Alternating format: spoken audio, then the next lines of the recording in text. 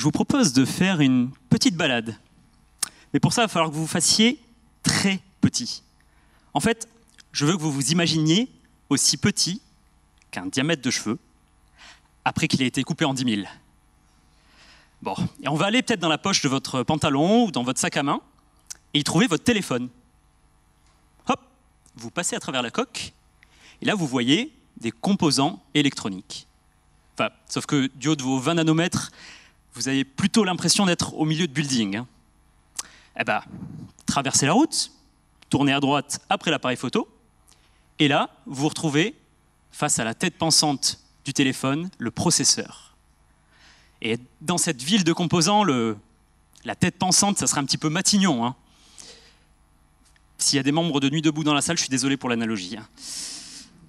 Mais bon, on va rentrer dans le processeur, et là, vous voyez deux personnes qui sont en train de parler. Et en tendant l'oreille, vous vous rendez compte que c'est la chef de service des communications qui parle avec le responsable de la sécurité. Sauf que ces deux personnes viennent de services qui ne parlent pas la même langue. Donc, logiquement, on a mis un traducteur entre les deux qui fait ce qu'on appelle la synchronisation.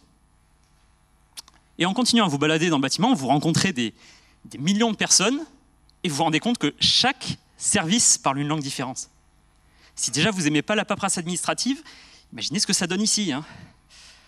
Pour que ça fonctionne quand même, on a mis des milliers de traducteurs qu'on a embauchés. Maintenant, imaginez, on oublie un traducteur. À ce moment-là, quand le responsable de la sécurité il nous dit c'est bon, il n'y a rien à signaler, ça se trouve c'est mal compris, ça se transmet de service en service, et quand ça arrive en bas aux ouvriers de la maintenance, eux ils comprennent c'est bon, ouvrez toutes les vannes. Bon, ils ouvrent les vannes, ils balancent du courant, et bam! Je crois que la batterie de votre téléphone vient d'exploser. C'est justement ce que j'essaye d'éviter dans ma thèse, en fait. En vérifiant que chaque traducteur soit bien placé, et aussi qu'il soit parfaitement bilingue. Sauf que moi, j'ai pas le temps de faire passer des milliers d'entretiens d'embauche. Donc, j'essaye de développer des méthodes pour qu'on travaille avant même la fabrication du téléphone, à partir des plans des architectes. Et puis, je développe aussi des sortes de certificats, un peu comme le bac d'anglais ou le TOEIC, pour se dire, ok, ce traducteur, il est suffisamment bilingue, allez, on peut l'embaucher. Excusez-moi, je repense juste à Matignon et Nuit debout. C'est peut-être ça leur problème. En fait, il leur manquerait juste un traducteur.